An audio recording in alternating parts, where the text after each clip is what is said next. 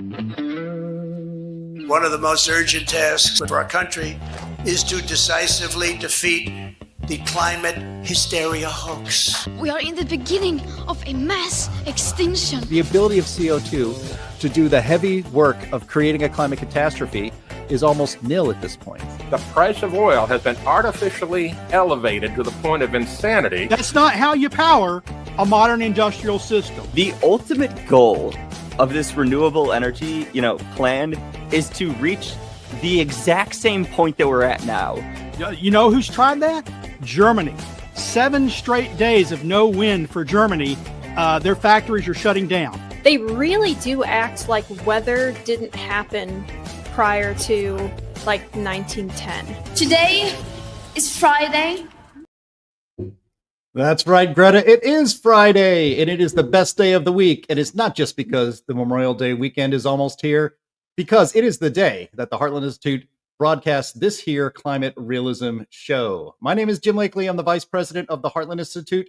We are an organization that has been around for 40 years, and we have been known for most of that time as the leading global think tank pushing back on climate alarmism. And Heartland and this show bring you the data, the science, the truth, and when we're fortunate enough, some excellent guests to counter the climate alarmist narrative you've been fed every single day of your life.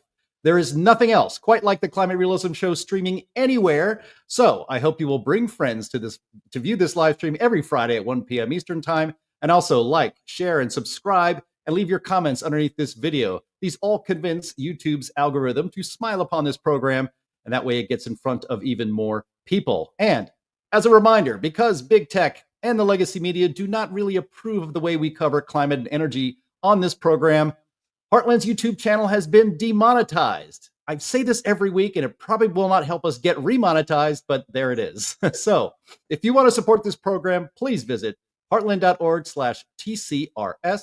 That's heartland.org/TCRS. That stands for the Climate Realism Show. And you can help make sure that we bring this show to you every single week. Any support that you could give us is warmly welcome and greatly appreciated. And we also want to thank our streaming partners, as always, junkscience.com, CFACT, What's Up With That, the CO2 Coalition, and our friends over at the Heartland UK Europe. So welcome to you all, and I hope you will follow these accounts on X and become a subscriber to this show on YouTube and Rumble.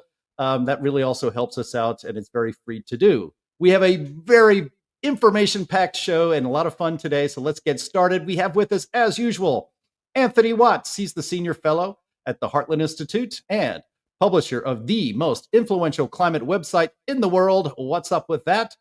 We have Sterling Burnett, the Archbishop of Ranterbury, but his professional title is the director of the Arthur B. Robinson Center on Climate and Environmental Policy at the Heartland Institute. And of course, Linnea Lueken, research fellow for energy environment policy at Heartland. And we are so happy to welcome back to the show once again our friend Steve Milloy. He is the publisher of junkscience.com. He's the author of Scare Pollution, Why and How to Fix the EPA. He's a senior policy fellow at the Energy and Environment Legal Institute and a member of the board of directors at the Heartland Institute. Welcome, Steve, and welcome all. The Archbishop is back, baby. After a week of a break from you, here you are.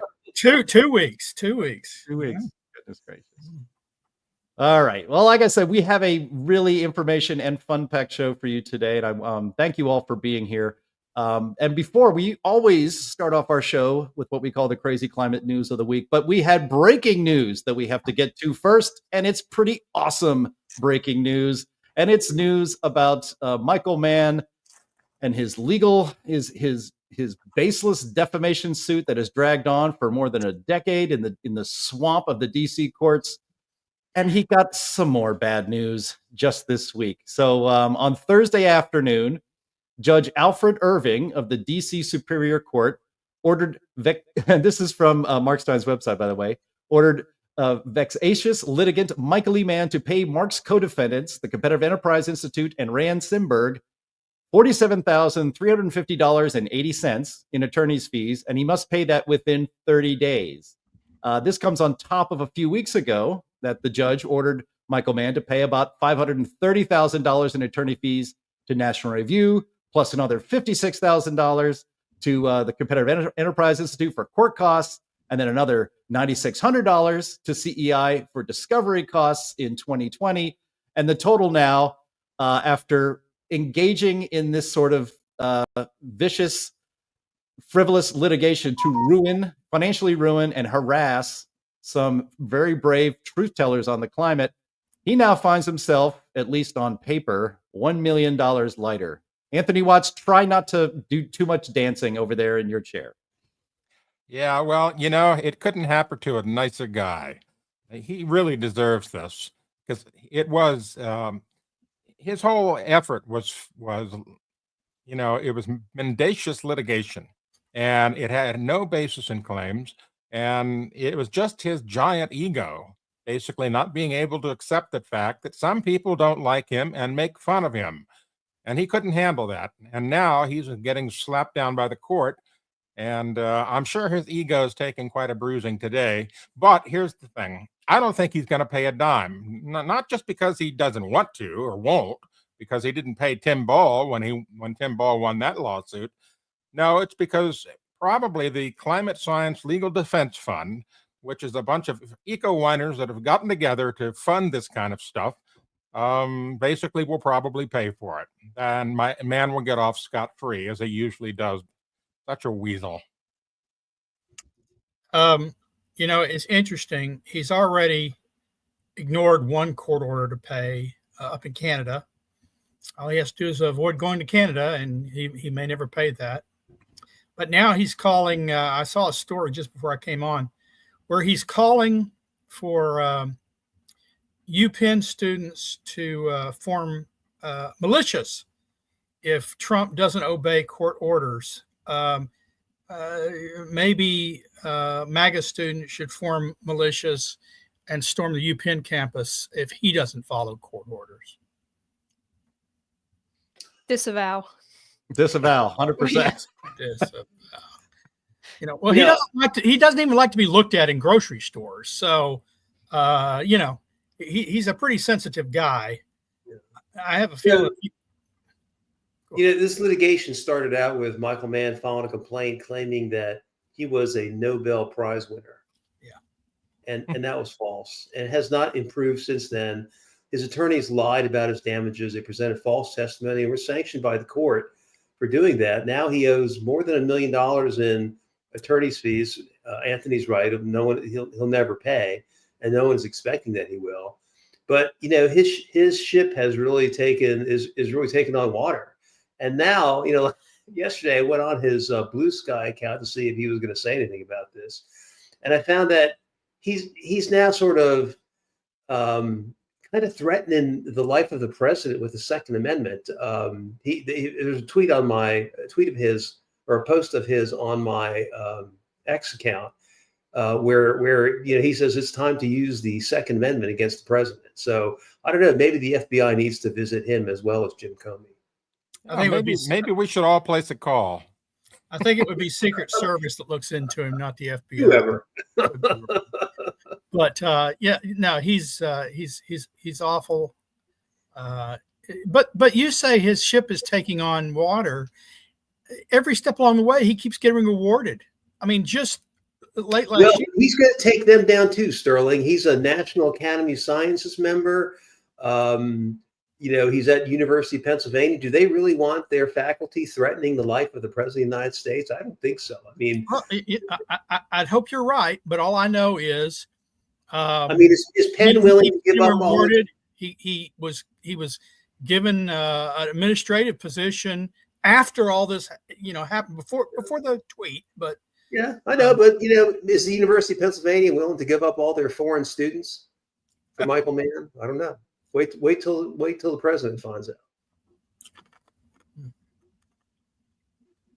Yeah. All right. Yeah. There's this new hockey stick, by the way. That's right. On the screen is now the real hockey stick, which is the legal cost for Michael Mann. That's the Ozempic? Yeah. Is that the Ozempic? Unprecedented. The Ozempic Michael Mann. Yeah. Would you ask Steve? Is that the Ozempic Michael Mann? Yeah. That's the AI Ozempic. Yeah. Michael Mann, sometimes you can't make AI image generation make people fat, no matter how hard you try. But he has actually slimmed down over the last decade, I Well, that's believe. why I asked. Yeah. Well, hopefully his wallet's going to get a little slimmer, or at least the wallets of those dark money donors who have been funding this BS lawsuits just for people who criticized him and told him that his science was not sound. And Judy Curry, who was on the show just a couple of weeks ago, you can find her on X. She is dancing a little bit of a digital jig over this. I try to be kind. I try to be a kind of good person, but it's very, very difficult to give Michael Mann any grace in this, considering how poorly he has treated forever anybody who criticizes him. So, well, and just to answer Sterling's question about his ship taking on water. I mean, he's completely withdrawn. I me's even been forced off X. Now he's on Blue Sky. He really doesn't engage on climate all that much. He's definitely on a downward trajectory on this. If I want to correct you on one thing, he wasn't forced off of X. Well, yeah, he left X voluntarily because the evil Elon owns it. And so on January 20th, the day of Trump's inauguration, he went over to Blue Sky and told everybody on X to follow him over there. And you're right, though, he has kind of sequestered himself. Because over on Blue Sky, it's nothing but liberal, 24/7, 365. And so he's got a safe space to rant and so forth. And no one's going to challenge him because nobody in their right mind who's a positive, logical thinker is going to go over to Blue Sky and get an account. Right. The saddest thing of all this is, as Jim said at the outset, more than a decade of court time was taken up with this nonsense. They could have been dealing with real cases. The courts from the outset should have said, we have something called the First Amendment here in this country. This doesn't get through the courtroom door. People mocking you doesn't merit sanction. I love what Chris March just wrote. If you have a Blue Sky account in your bio, I just assume you're a few French fries short of a Happy Meal. Well, 100%. All right. Well, that's enough spending time on that piece of that piece of work that is Michael Mann. I just want to I don't want him to sue me too. So here we go. Let's start with the regular part of the show that we start this thing with is the crazy climate news of the week. Hit it, Andy.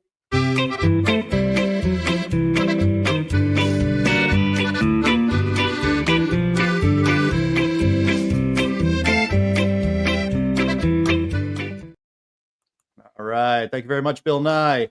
Our first item today is New Zealand dumping net zero. This is a story from The Telegraph. New Zealand abandons Jacinda Ardern's net zero push. Now, this news isn't crazy. It's just crazy good news. New Zealand has abandoned its pursuit of net zero by revoking a ban on drilling for oil and gas. The country's government confirmed the shift in its latest budget this week, which unveiled plans to invest $200 million in New Zealand money into new offshore gas fields. The reversal marks an end to a policy announced by Jacinda Ardern, the former prime minister and WEF acolyte, in 2018. She claimed at the time that, quote, the world has moved on from fossil fuels, unquote. Well, I guess not. Her attempted ban has since been replicated in Britain by Ed Miliband, the climate secretary, who has halted all new North Sea drilling after Labour triumphed in last year's election. However, Nicola Willis, New Zealand's finance minister, has consigned Ms. Ardern's policy to history by announcing plans to expand offshore gas fields. It comes after New Zealand's planned shift to renewables has backfired, generating higher prices and raising the risk of blackouts. Shane Jones, the country's resources minister, said Ms. Ardern's ban has been a disaster. The decision to reverse the ban followed 3 years of rising energy prices that left 110,000 households unable to warm their homes, according to Consumer NZ, a nonprofit advocate. Transpower, the equivalent of the UK's national grid, also previously warned that the nation was at high risk of blackouts because renewables were not producing enough power during cold spells. That's enough that I'll read from that story. I know we have some Kiwis who watch this show every single week, so congratulations to you on hitting your country in the face with reality and getting the people in power to put your well-being over their worship of climate deities. So, Steve, I want to start with you. You've got to be happy to hear this news, and the UK has got to be next, right? Just reality is just undefeated. So this has been in the works for a while. It's one of the reasons, Jacinda lost her job to start with. And so they finally got around to doing it. I'm waiting for the UK to come to its senses. The Conservative Party is certainly moving that way. Today in the Telegraph, there's a piece from Jordan Peterson where he says, climate is a mental illness. Just generally speaking, around the world, the climate hoax is melting. I can't think of anywhere where it's advancing. In Europe, they're either getting rid of the EV mandate or moving it back. We had that disaster in Spain with the solar. I mean, just nothing good is happening. I mean, Ed Miliband is kind of holding the line, but I wonder how long he can do that. But just generally speaking, climate is in full meltdown. We might have to change topics on this show.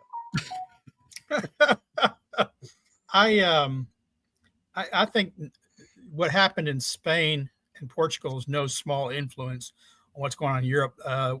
We didn't mention it, but Germany's moving faster than England to reverse its net zero, its climate stuff.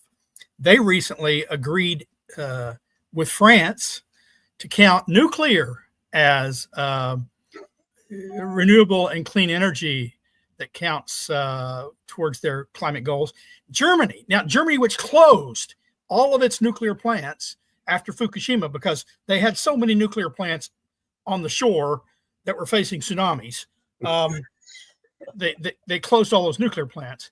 Now it's not clear if they're going to open any of theirs in their own country, but they're willing to let other Europeans and support other Europeans opening nuclear and counting it as renewable. So there's a lot of backsliding to go on. Yeah.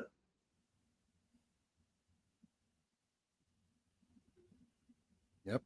All right. Well, congratulations to you in New Zealand and around the world. And yeah, I think this is something that's going to spread. Good news for the sheep. Yes, good news for the sheep. Look, if this show has to go out of business, I don't think it's going to happen. Climate alarmism is with us, I think, permanently. But that was a joke. I know it was a joke, but hey, we're going to report on the good climate realism news as well. So that's good news. We could just roll with it and call it the Environmental Realism Show. I don't know anything else but climate anymore. So that's right. That's right. All right. Well, let's get on to our second item, which I've titled "Very Vivacious Volcanoes," and this comes from Anthony Watts from his website. What's up with that? Volcanoes spew 3 times more CO2 than thought, and 19,000 new undersea volcanoes found. Is human-driven climate narrative crumbling? So I'll just read this from it a little bit for you. Folks, hold on to your hats. 2 groundbreaking studies dropped this past month, and they're shaking up everything we thought we knew about carbon dioxide in the Earth's atmosphere. The first, from the University of Manchester, reveals that volcanic CO2 emissions could be 3 times higher than previously estimated. The second, from the School of Ocean and Earth Science and Technology, uncovers a staggering 19,325 previously unknown undersea volcanoes.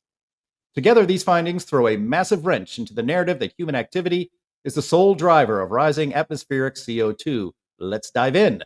Manchester's volcanic CO2 bombshell might be a game changer. Published in Science Advances, their findings are a wake-up call.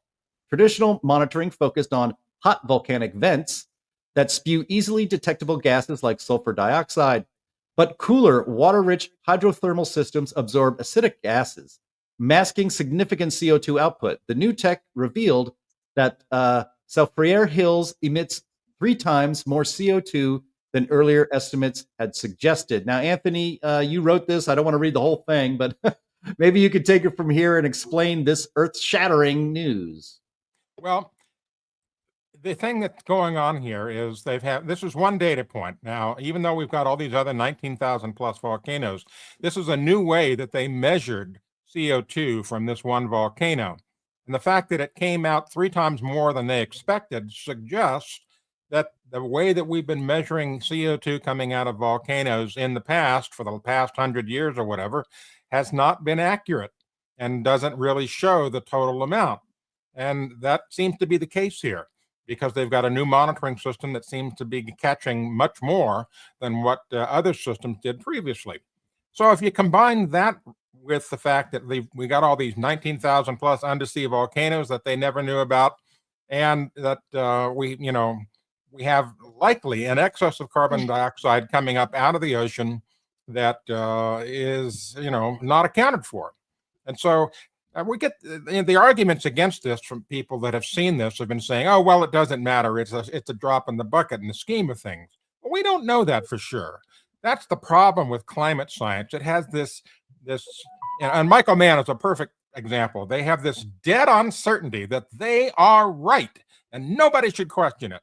And that's the problem with climate science. And it's basically, as Richard Lindzen said, the way that people have been acting about their damn the torpedoes certainty, full speed ahead on fixing the climate, is that they just have polluted the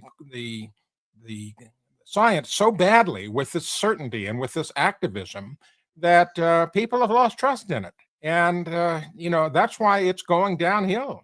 That, all these different things are being yanked out based on what has been claimed we have to do right now. We're looking at NOAA getting paired out. We're getting EPA stripped of power and employees and so forth.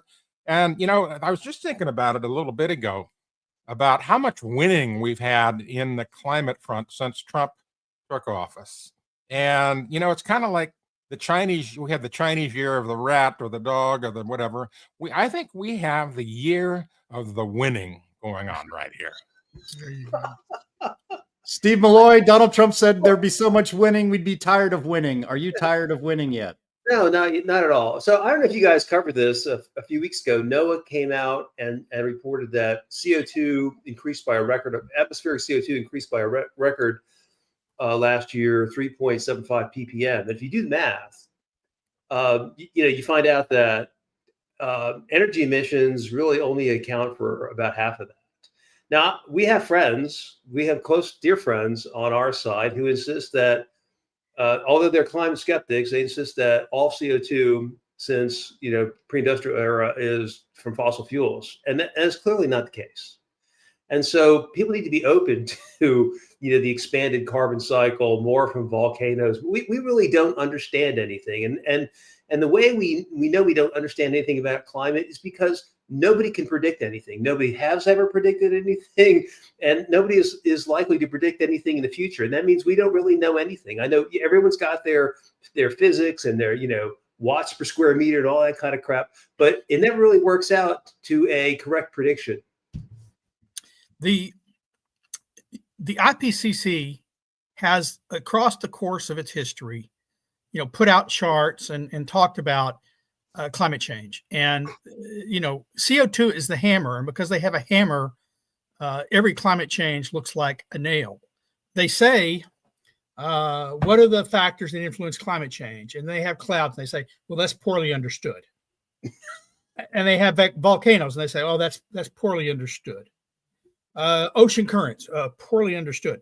All these factors that we know impact climate change are poorly understood, but they're confident that the only thing they really understand, CO2, is driving climate change. And all of that's from humans. Yet, as this article shows, is 3 times more emissions are coming from volcanoes than previously accounted for.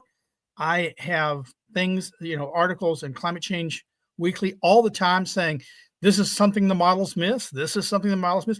And even in the article that Anthony posted, there was another thing going on. It talked about all the undersea volcanoes they've discovered.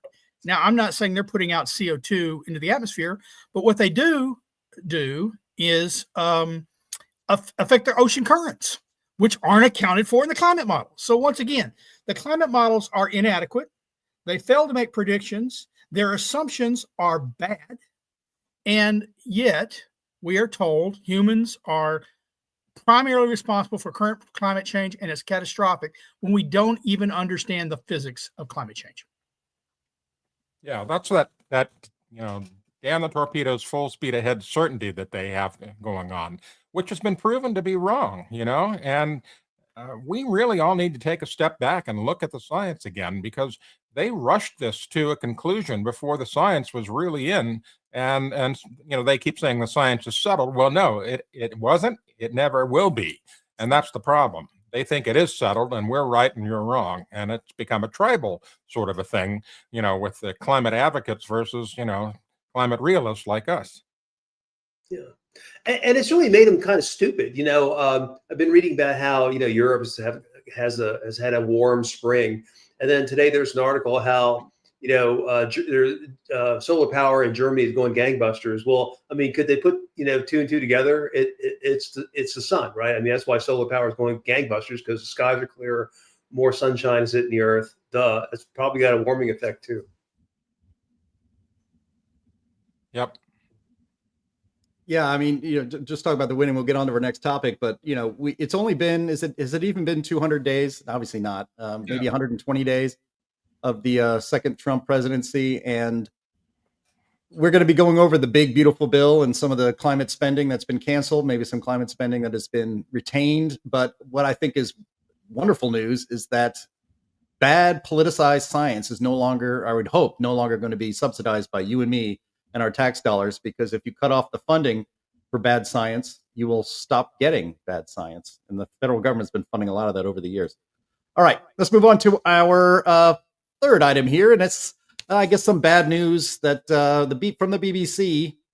Apparently, net zero is not going to save our coastlines after all. This is from the BBC, as I mentioned. Headline, coastlines in danger, even if climate target met, scientists warn. So I guess we should just forget about it then, right? But no, here we go. The world could see hugely damaging sea level rise of several meters or more over the coming centuries. What a prediction that is. Even if the ambitious target of limiting global warming to 1.5 C is met, scientists have warned. Nearly 200 countries have pledged to try to keep the planet's warming to 1.5 degrees Celsius, but the researchers warn that this should not be considered safe for coastal populations. They drew their conclusion after reviewing the most recent studies of how the ice sheets are changing and how they have changed in the past. But the scientists stressed that every fraction of a degree of warming that could be avoided would still greatly limit the risks. Wow.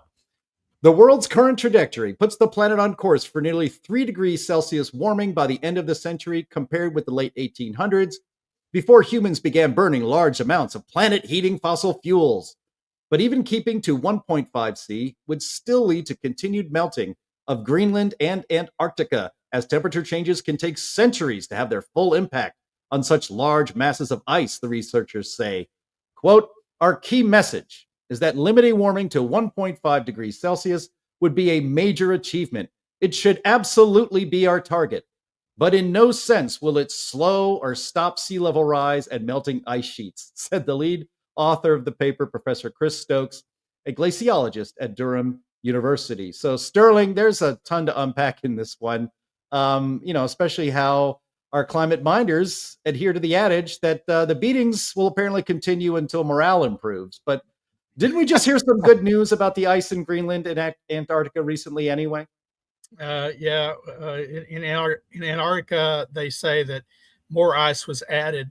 New studies confirm what NASA said back in 2015, which more ice is being added than being lost. So it's actually reducing sea level rise.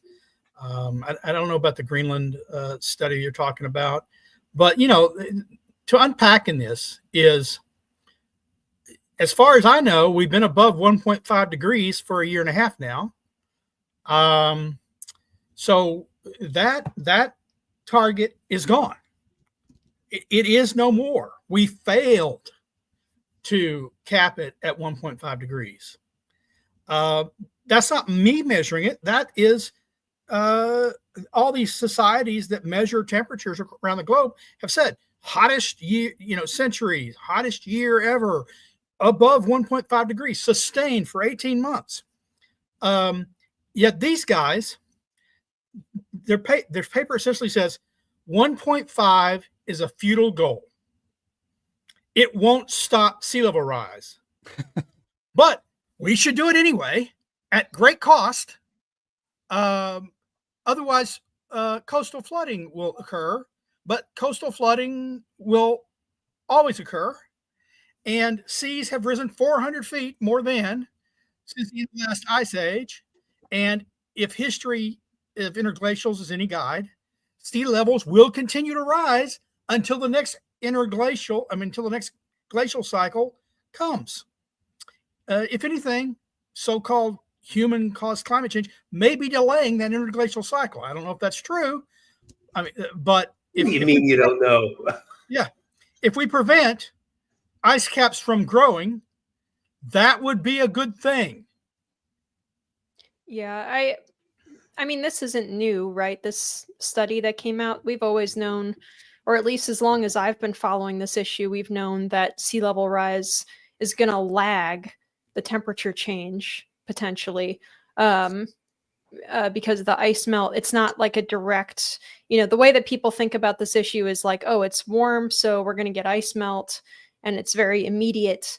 But that's not the way that most of the glaciologists understand it. And I don't quite understand what the mechanics are, but they've been saying for years that it doesn't matter, with regards to sea level rise, it doesn't matter if we halt warming or emissions or whatever, it's going to continue to rise regardless. And a large part of that is because it is obvious that at least, even to alarmists, that at least a portion of warming is natural. And so, as Sterling said, sea level rise has already been occurring for thousands of years. It will continue to occur for thousands of more years unless we all of a sudden dip back into an ice age. It is important for coastal areas to be aware of sea level rise, even though it's very slow. Like, they talk about acceleration and stuff, and when they say acceleration, it's on the scale of like millimeters per decade, so it's really not all that alarming. The larger factors in local sea level rise, local relative sea level rise, are not going to be driven by, or the threats are not going to be driven by ice-related sea level rise. It's going to be more pushed by thermal expansion, and especially like land sinking as you remove water from aquifers and things like that, and natural erosion, because the ocean and the coastlines are super dynamic systems. So people do need to be aware that that kind of is an issue if you live in a coastal area. And as we've seen with a lot of the like billion-dollar disaster claims and stuff, you have an increase in flooding in any area that you pave over a bunch of land with concrete, right? Because there's nowhere for the water to soak in. So yeah, it's going to flood your streets. So it's very frustrating to always have the media like cage this as simultaneously something we need to be doing something about at the like global scale, while also kind of downplaying the importance of like local infrastructure improvement. I don't know. That's my little rant. They do have articles that they'll run talking about how they need to put like sea gates in, and they need to put walls in New York and stuff.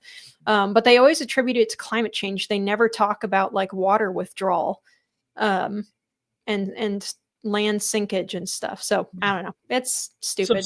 Subsidence and compaction. Look, in Houston, it's not on the sea. We have a ship channel that we've expanded, but it's not on the sea. It is a swamp. It was a huge malarial wetland before we started developing it. And you know what? When you put heavy things on swampy mud, they start to sink. Incredible. It's called compaction. Yeah. And that's happening in a lot of places where they're building in wetlands along the coast. Yeah. So, my favorite sea level sort of debunking, the hoaxers do it to themselves, because they'll say that the last time atmospheric CO2 was this high, sea level was 20 feet higher. Okay. Where is it? It's not there. It's not happening. Obviously, CO2's got nothing to do with it, or at least it had nothing to do with that. Linnea mentioned there's a lot of coastal subsidence going on. And, Anthony may call me a flat earther, but I'm still not convinced that you can estimate sea level rise with satellites. I just have a hard time believing that with all the motion in the water and, the variations in the satellite orbit. I just don't buy it.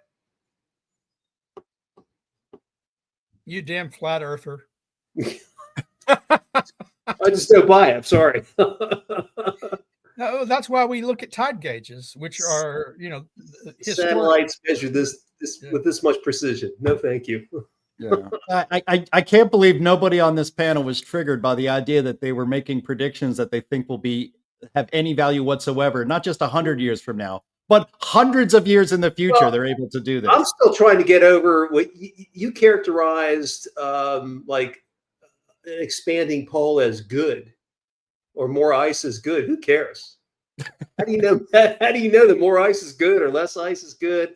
There was an article I saw this week, something about glacial recovery will take centuries. I mean, it does not keep me up at night. How much ice there is at the poles. Sorry, or at any glacier. It's all crazy. Who thinks about this stuff? Yep.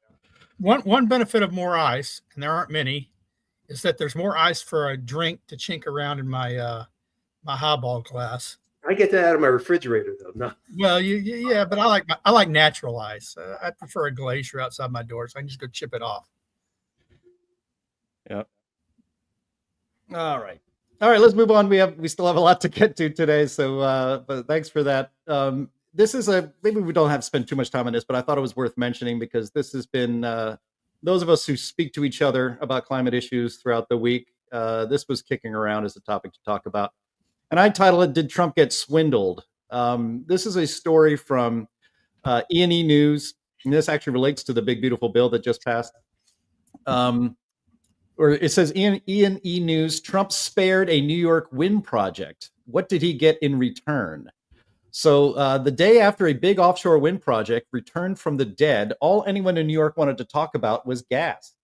President Trump's sudden decision Monday to reverse course and lift a stop work order on Empire Wind 1 prompted widespread speculation in Albany and Washington that the president had extracted a commitment from New York Governor Kathy Hochul to allow a new gas pipeline to move forward.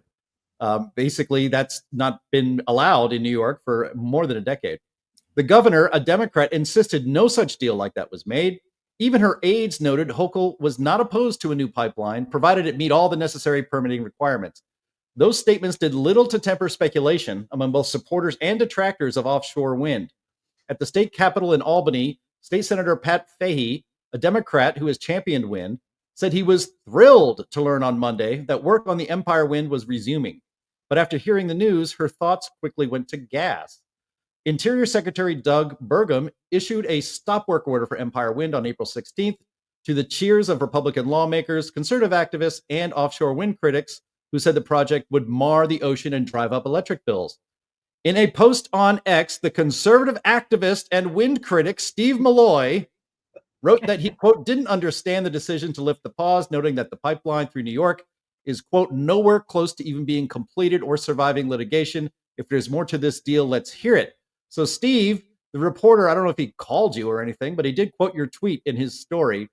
So have you figured out what's going on here? No.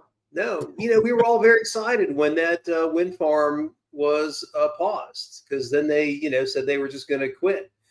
And then all of a sudden we get this. And, the thing is that every time Trump talks about windmills, he craps on them. And he says the nastiest things about them. And he'll just go off on a minute rant anytime someone brings him up.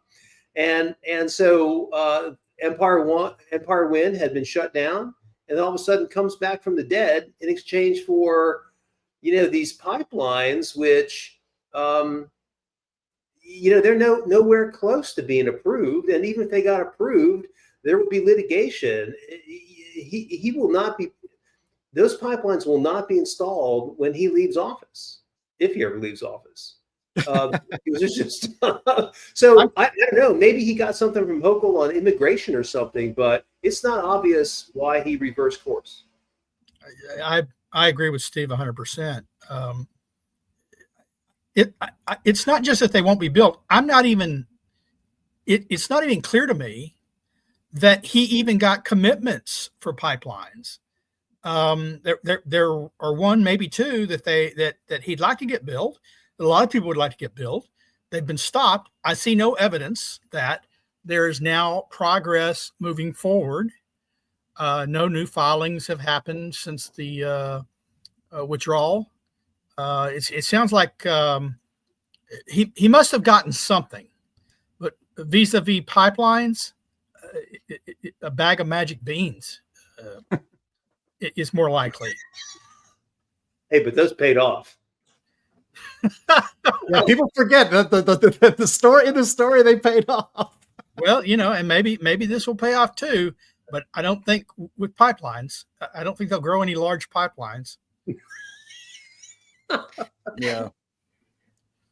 Well, I mean, the trouble is that this is Trump's last term, right? So a lot of companies also, even if Trump's able to create like good conditions right now for them, a lot of companies are looking 3 years from now. Next, potential Democrat gets into office and is going to immediately shut it all down, right? It's not a good business investment at this point in time, unfortunately, unless they can get some kind of guarantee that the project will be able to go forward. It's what happened to Keystone. They were looking forward to having another Trump administration, but they canceled the project anyway because the investment environment was so poor for it. And the bureaucratic back and forth, it takes multiple years to get approvals through. And then you're back to square one because a new administration comes in and cancels everything. So it's a terrible environment for them to be in. I'm not clear that even if you got the pipeline concession, it would have been a good deal. But certainly before the company started, commenced restarting the project, there should have been something solid like not a commitment from the governor, but some kind of agreement signed between the federal government and the state government that the state government would not interfere with pipeline decisions by the federal government, interstate pipeline decisions by the federal government. It would back any claims, something in writing. Well, I mean, look, if we didn't stop this offshore wind project, which one are we going to stop? Trump said he was going to stop them all. And it looks like he's going to stop none of them based on this. I mean, the guy can change his mind. He can be, really fickle that way. So who knows? But, well, New Jersey stopped. It's a head scratcher. New Jersey and Maine are stopped. Yeah, we got one off Virginia. I think the real strategy, the easy strategy is just to make it so unattractive for investors, make it so uncertain that no one wants to get involved, make it really hard to get the subsidies, hard to get the permits. But, this is inexplicable. Yeah. And then we're going to get into that here in the big, beautiful bill stuff, too, as far as what the incentives for clean energy, what they're going to look like at the moment. There's a long way to go for that thing. So, all right. Well, let's get to our meme of the week. I definitely wanted to show this. I came across this on X today. This is from our new Energy Secretary, Chris Wright. And he writes on May 22nd, "For too long, climate alarmism has infringed on American innovation and progress. This will no longer be the case. We are the administration of climate realism," in all caps, the realism part. So I don't know. Maybe he's a fan of the show. Where did he come across that term that we've been pushing out here for several years? That just made my week, man, when I saw that. That's great. It would have been even better if you had a hot link to the Climate Realism page in our videos. Well, that would be good. But here we have it on the screen, so it's saved for posterity for all eternity, or at least until they take our YouTube page down. All right. Let's get on to our main topic for today, and that is Trump's big, beautiful bill by a very narrow, the narrowest, I think, 215 to 214 vote in the House of Representatives on Thursday morning, I believe. The mega bill that Donald Trump calls his big, beautiful bill, that has his economic policies in there. It has his climate policies in there. It has his immigration policies in there. I really wish Washington, D.C. didn't actually always do this, where there's an enormous omnibus bill that has everything in it. But that's the Washington we live with today. So I'm going to just run over this a little bit, and then we'll take it to the panel here to identify and talk about some of the good and the bad in this thing. So the House approved it early Thursday morning after days of haggling between moderates and, quote, hardline conservatives on issues including renewable energy incentives. The legislation would now enact even steeper restrictions. This is from E&E News, by the way. Even steeper restrictions on Inflation Reduction Act tax incentives, including quicker phase downs of, quote, technology neutral production and investment credits. Nuclear energy, however, emerged as the big winner in the negotiations. Also, the updated text also scrapped GOP-friendly provisions, including language to sell or swap hundreds of thousands of acres in Utah and Nevada. Also gone is language on regulations, a mining road in Alaska, and drilling in the Arctic's National Petroleum Reserve. The sprawling legislation also includes provisions to accelerate National Environment Policy Act reviews and other permitting for companies willing to pay, new fees on electric vehicles and hybrids, cuts to climate grants and other spending, hooray, and expanded drilling and mining. And again, as I mentioned, this is just the beginning of the road.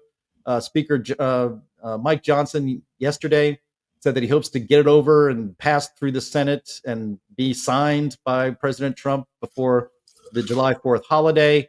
There are also apparently provisions making it easier to build new nuclear power plants in the U.S., which is a decades overdue, reform. So, Steve, let me start with you. You're usually glass half empty kind of guy. Thank you. The politics are the art of the doable. So, are you happy? Well, yeah, I guess. I mean, look, the Inflation Reduction Act started out with about $1.2 trillion worth of spending. In 2024, Biden spent about $150 billion. So there's roughly, $1 trillion or so left. The draft of this thing at the beginning of the month, I did a grok analysis of it, left in, about 900 billion. So it really didn't cut out that much. This version that was passed by the House cuts out about half of the trillion. So there's still about 500 billion left in. And that is sort of a glass half full situation. The most important thing is that these tax cuts get passed. And if we can do that with getting rid of half of the, Green New Scam spending, that's okay with me. That's kind of a win. Maybe the Senate can do more. And also maybe the Trump administration in making it more difficult to get permits for wind, solar, and just making it more difficult to get these various subsidies could really take out a lot of the rest of the spending. So, it was a positive thing, and Republicans should vote for it, get it enacted, and let's move on.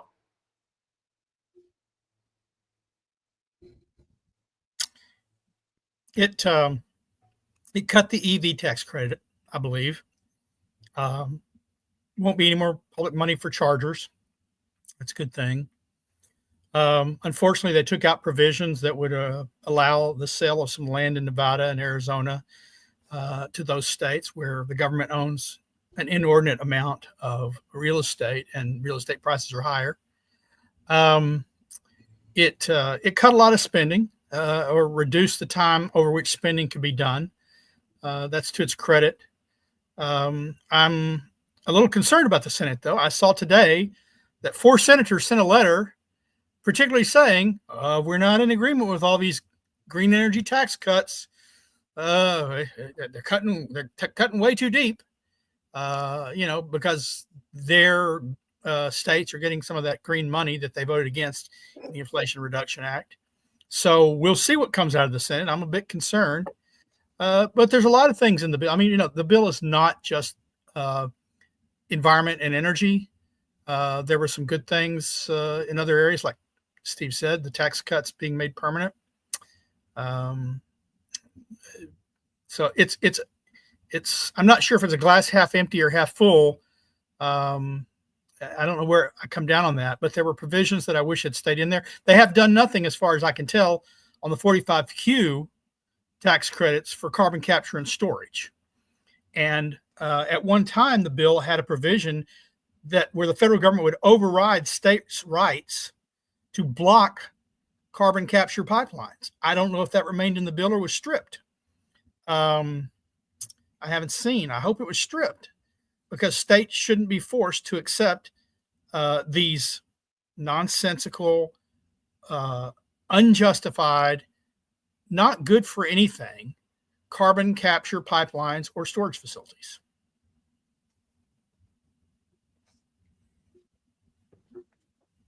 Yeah.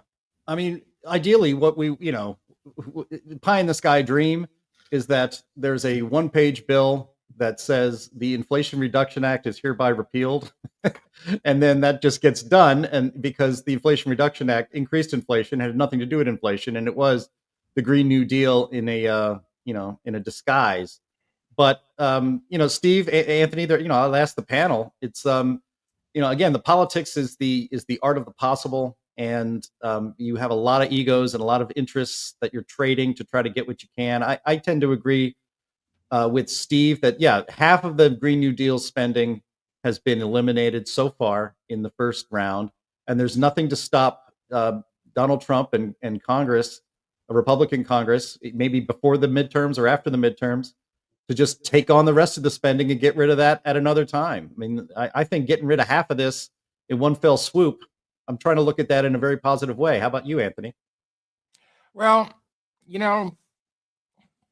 I think that doing things incrementally might be a little bit better than doing things all at once, mainly because when you do things all at once, while it may be, an effective strategy for some people, it also makes a lot of people really freaked out. And so the resistance level might be higher if you do it all at once. If you do it incrementally, you can kind of sneak things, maybe not sneak things through, but you can push things through that don't get so many people riled up because it's, one big thing. But in any event, I'm happy that we're seeing progress on this front. Yeah, well, it's really frustrating because every Republican voted against this bill. And then Joe Biden or whoever was president last time was smart enough to dump all this money in red states. Yesterday on the front page of the New York Times, they had a map of the U.S. where all the money went. And the money went up to all these red states. And they have purchased all the red state politicians they needed to save at least, $500 billion worth of spending. And we saw how awful the spending is. I mean, Stacey Abrams getting $2 billion to buy appliances for people is crazy. And I just, I've got to hope that the Trump administration is going to use its administrative power to crack down on this spending. Who can afford this stuff? But the bill had to go through. There's no question about that. I mean, we're in a bad place. We've got people that are, susceptible to bribery and, it's bad. Yeah. We're gonna get ready to go to Q&A here. I'll just add one more comment. I saw it today on X. There was a EPA Administrator Lee Zeldin was testifying, and the great John Kennedy, the senator from Louisiana, was questioning him, and he pointed out that I think it was $93 billion was shoveled out the door. So we thought it was $20 billion. It turns out $93 billion was shoveled out the door through EPA grants done between the election of 2024 and the inauguration of Donald Trump in January. And they're still trying to claw all that back. There's lawsuits now pending to stop us from clawing back what is obviously grift, graft, and payoffs and corruption at the highest level. So we will continue to keep an eye on that and cover that story. But, as Steve pointed out, there are things the administration can do administratively to stop some of this spending. And we hope they will do that, so that we can get climate realism as policy and not continually funding climate alarmism, which is what our government was doing. All right. You guys ready for some questions from the audience? I'm ready for some questions from the audience. Take it over. Take over the show here, Linnea. All righty, you got it.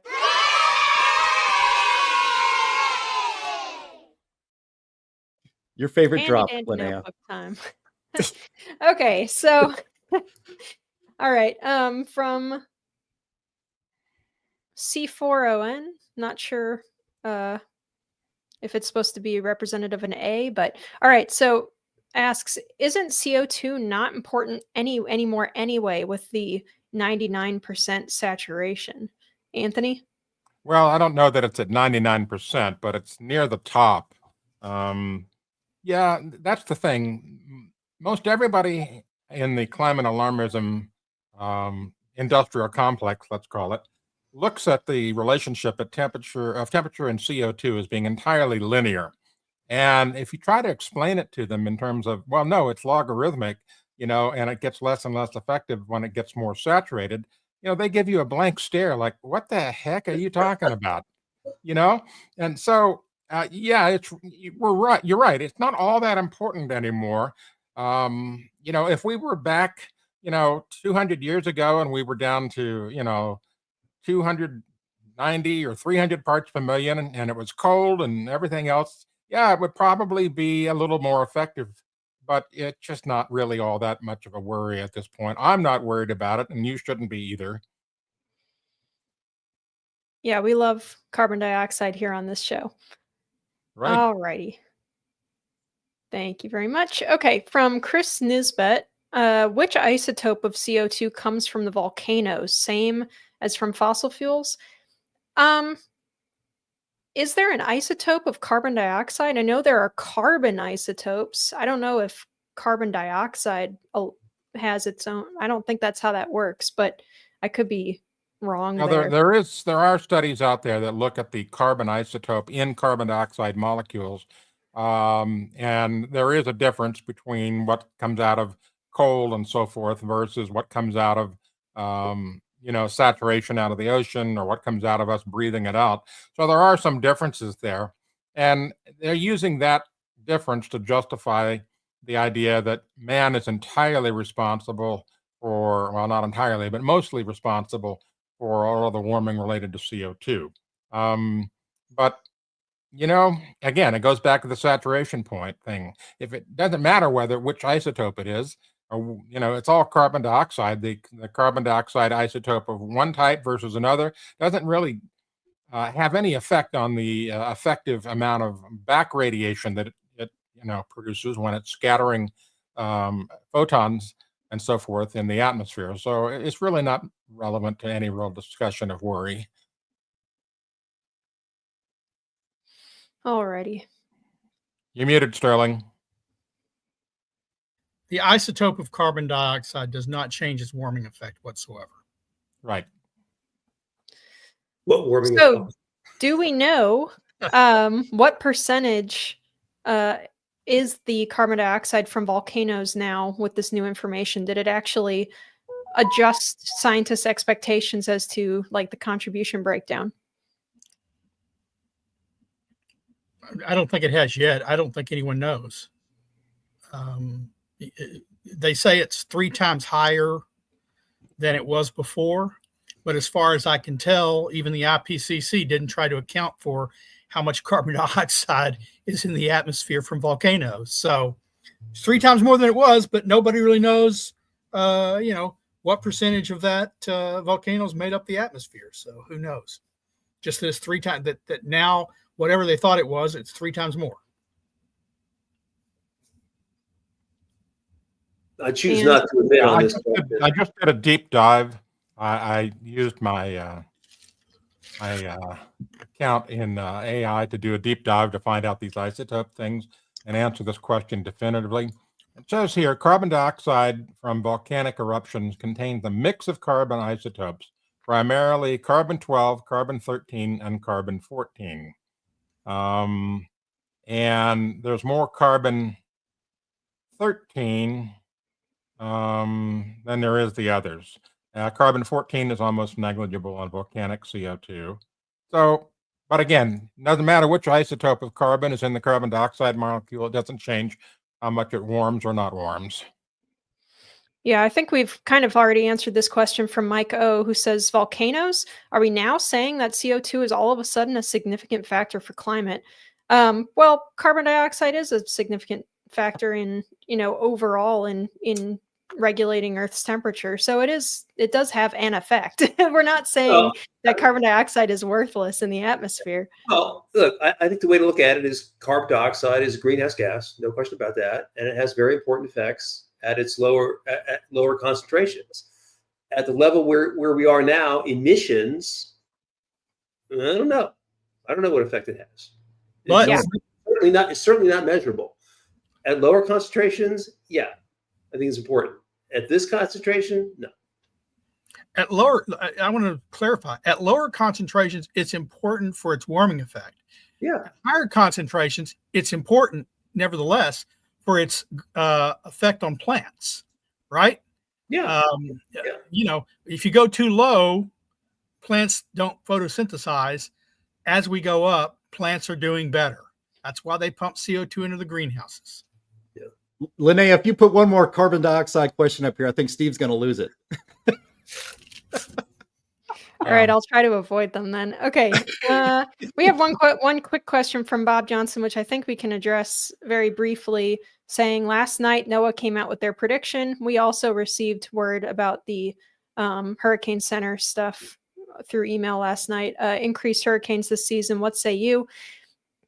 Don't have an opinion on that yet. We're going to probably have to have Steve and Joe on again. Or Stan and Joe on again. Sorry, Stan. In order to discuss the outlooks for the season. And Judith Curry also has her own hurricane prediction stuff. So maybe, you know, sometimes we do the Thunderdome with Joe and Stan. Maybe we'll have a 3-way Thunderdome with all three of them. That'd be kind of fun. I don't know, but we'll see. We'd have to get Joe his own miter. Yeah. All right, Sam Schick says, how many Republicans believe in climate action? Just wondering why they kept the $600 billion in the bill. A lot of them, unfortunately. Although, well, they'll pay lip service to it, I think. And I think it's part of the pathology of most Republicans, especially kind of GOP type Republicans, that, and I've mentioned this before, but they feel that if they pay lip service to this kind of thing, it makes them come off as moderate and reasonable. And, you know, regardless of whether it's true or not, they don't seem to really worry about that. I think it's peer pressure related too. So I don't know. Steve would probably have a better idea than I would. Well, you know, the only one that ever really understood it was Jim Inhofe. And, you know, the rest of them, you know, Ted Cruz talks a good game. A lot of them talk a good game. Most of them don't. Even the ones that talk a good game will backslide. They still think emissions, you know, if we can cut emissions, boy, wouldn't that be terrific? Of course, as Jim Lakely intimated, I'm really not interested in emissions and how much they don't warm the planet. I think the whole thing is nonsense. But Republicans, you know, they don't spend as much time as we all do on this issue. So they really don't know much. And there's no incentive for them to know anything because they're just going to get beat up. And plus there's no money in not, you know, being for the climate hoax. Yeah, let's be, I don't think we can know how many Republicans in their heart of hearts believe this stuff, but we do know that vis-a-vis the IRA spending on green energy, not a single Republican voted for that bill in the House or the Senate. And yet, after it passed, I believe 20 to 30 Republicans, as they were doing these negotiations, said we need to keep some of that. We need to keep that IRA spending. They sent a letter saying that. So that was their starting point for negotiation. And as I said, just today, I know of 4 senators said we're going to have to see some changes in the House bill on the IRA spending because we think they've cut too deeply. So whether they really believe it in their heart of hearts, I don't know, but they're willing to defend the spending on it. Yeah.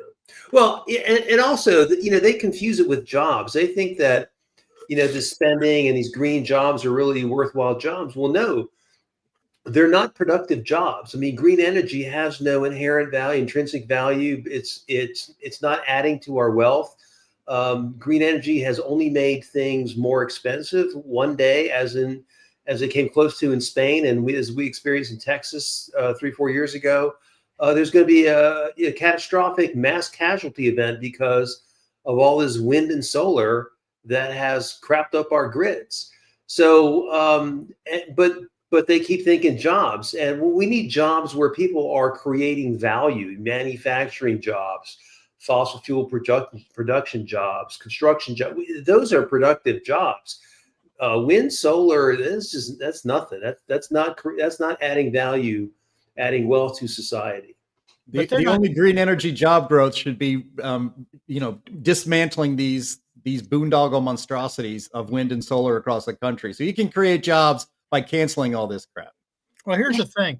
They don't care about the wealth of the nation Yeah. or overall economy. They care about their districts. And if you build a solar factory in his district, then it's good for him, regardless of whether it's good for the nation. Yeah. And that's what they're thinking. Yeah, but the thing is, I don't think there's any politician that has ever lost an election because they didn't build a wind farm or a solar farm. And if one of these guys in these swing districts was in trouble, you can bet Trump would do everything he could to help them.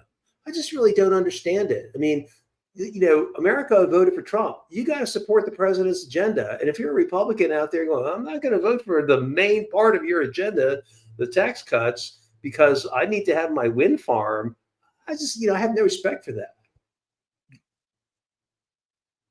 Yep, absolutely. Well, I'm going to read this comment from Chris Martz really quick regarding some of the stuff that we were talking about a bit earlier, but I thought his comments were enlightening, so we are going to bring them up. So this is from Chris. He says, what the people who claim when CO2 levels were last this high, sea levels were X meters higher, their argument is that there's a lag.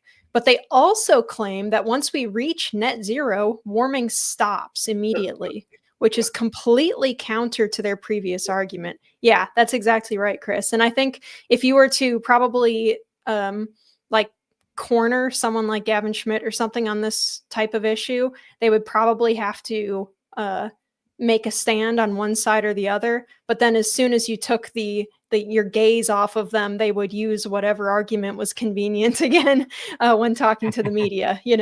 I don't think that a lot of this stuff is founded in a very science. firm belief either way. Yeah, well, science, but yeah. Okay, this question from Kevin Gardner. How many acres of former farmland does it take to replace a nuke plant? Does anyone have that number on the top of their head there? What does that mean in terms of carbon sequestration? Is that what he's asking? No, I think they're asking what's the footprint of a nuclear plant in terms of acreage. It's the smallest of all the energy sources, I believe. The uranium mining is not great, and the main part of the plant, to the extent that it's got a footprint, the main part of it is just the security fences around it right now. It's the smallest. There have been studies done that look at the whole construction from breaking earth on mining the materials all the way to the actual physical footprint of the power plant. And nuclear actually comes up as the second smallest, I believe. The absolute lowest land footprint from transmission lines to mining to everything is coal, actually, which is funny. Energy density is very high. Burn more coal. But energy density is quite high. Yeah. By the way, I want to compliment Kevin Gardner here on his icon. Bring that back up, will you, please? Yeah, he's got a Lincoln welder for an icon there. I've never seen that before. So I've used that particular welder a number of times. So yay for that. Yeah, but what I think Kevin was getting at, and I think he explained it a little bit as we were answering that question, is comparing the footprint, the physical footprint of a nuclear plant and how much energy it produces compared to, say, replacing that with all wind. What's the footprint of that? Or replacing it with all solar. What's the footprint of all of that? And it's enormous is what that is. Yeah, enormous. Yeah. You can find those images on a Google search. You can find them at Linnea's Energy at a Glance. That's true. Environmental impact. I'll go look it up. Environmental impact of solar. Yes, if you go to energyataglance.com, there are pages on a whole bunch of different energy sources, breaking it down on their environmental impact and also their economic impact. So if you want to scroll through some of the data there, it's just kind of a broad overview of each of those things. So yes, thank you for the plug. That's very good. All right. Boy, we have a lot of questions about carbon dioxide today. So, here's another numbers question that I certainly do not know the answer to, from K1, who says, how many wind turbines are there in the U.S.? Too many. Easy. Too many, right? Done. I would say, scientifically speaking, a crap load. Yeah. It's like the old saying about that alcoholics have. One is too many, 1,000 is not enough. I like this question from I Am Capo, who says, how much CO2 is created trying to capture CO2? And that's a fair question, actually. That's a good question, because this week there was a report, Climeworks, which is this, I believe it's a Swiss company, maybe it's Swedish, but what the hell's the difference? Their carbon footprint was actually bigger than the amount of carbon they did direct air capture with. And they charge like $1,000 a ton for their direct air capture. I mean, it's total fraud. And and Climeworks gets the highest amount of the 45Q credit. I think it's like $80 a ton. Yeah, unless you're doing utilization minus the storage part, carbon capture is just like make work. It's just digging holes and filling it in again. Yeah, there you go. Let's see. Kevin also asks, isn't the sulfur dioxide emitted by volcanoes a cooling factor? Yes, when it gets up into the stratosphere very high and dissipates, it acts as it dissipates and reflects light coming in from the sun. And so it does have a net cooling effect. That's what happened in 1992 with Mount Pinatubo, which erupted in the Philippines and destroyed the Subic Bay Air Force Base there and a bunch of other things. It injected sulfur dioxide particles and also ash very, very high into the atmosphere. And it circled the globe for almost 2 years before it finally dissipated. And you can actually see the effect of global temperature dropping due to that eruption. And we don't have a whole lot of time left here because I think our producer has to get going. But this question from Rick is one that I was dealing with very recently, which is, why doesn't NOAA report that raising temperatures have more to do with higher lows than daytime high temperatures? And that is the question. I've been poring over those state climate summaries from NOAA for weeks now, working on our own state climate summaries. And every single one of them talks about how extreme warming is going to make everything worse. And then they proceed to show the data. And it's always that the extreme cold is less frequent. And oftentimes there are even states like Minnesota, actually, I believe, where extreme heat has been declining for the last 100 years. So it's, it's very, very silly, guys. Well, I think it's because they don't talk about it because they're always focusing on the average. The average has become, actually from day one, when Hansen first went in front of Congress in June 1988, it was all about the average temperature. And so that's how it's always been done, and we're not going to change it now. But when you go look at the high temperatures versus the low temperatures overnight all around, they go up significantly. The high temperatures, they kind of bumble along, pretty much the same over the last 100 years, except for places like dates like 1933, 34, and 36. But, we had some extreme weather events then that caused tremendously high temperatures in the United States and other places. But yeah, they just don't like to talk about it because that's how it was always done. And if they only talked about, the high temperatures or the low temperatures separately, they couldn't muster as much alarm, I don't think, because people would look at it like, well, gee, it's not as cold at night that it used to be. Gosh, that's a benefit. Yeah, when I worked in Montana, and my mentor there, he'd go to the city council meetings, and they'd open with a prayer thanking the Lord for global warming because it was helping extreme nighttime lows to be reduced. Look, when they mention the nighttime warming, to the extent that they do it at all, they never mention that it means less deaths from temperatures. And what they do is they try to paint it as an awful thing. Oh my God, our kid, the New York Times called it the end of snow. Someone in England was interviewed, and he said, our kids will not know what snow looked like. Why? Oh, well, the warming at night. I'm sorry. If you go from 20 below zero to a big jump of 14 below zero, 6 degrees, if it snows, it snows. If you get ice, it gets ice. It doesn't change that whatsoever. Yeah, that's a super good point, Sterling. That's the amazing thing with a lot of this is they act like a very, very small incremental change in temperature is going to something that a lot of devices can't even measure, is going to, end one ecological process or another. It's pretty outstanding. Anyway, I think that's all we have for now. Yeah, I just wanted to bring up. I wanted to bring up on screen two things from an earlier question. This is a chart here on land use of wind and solar in coal. Let me take the comments off of there real quick. Yeah, land use of wind, solar, and coal electricity generation. You can see. Lost it.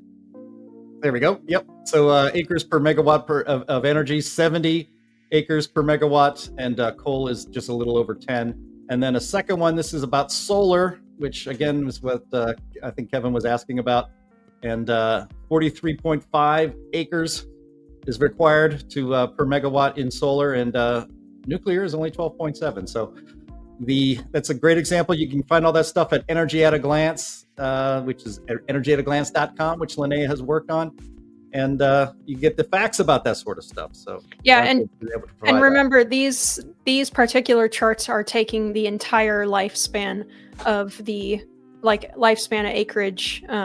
It's not just a coal plant per megawatt is 12 acres. It's that the mining, the transmission lines, all of that is included in all of these. So and does this chart include like the fact that solar works maybe 4 hours out of the day, if that? I think they might have actually been rather generous with solar on this one in that situation. It's just per installed megawatt. It's not megawatt hour. Okay. Yeah. There you go. All right.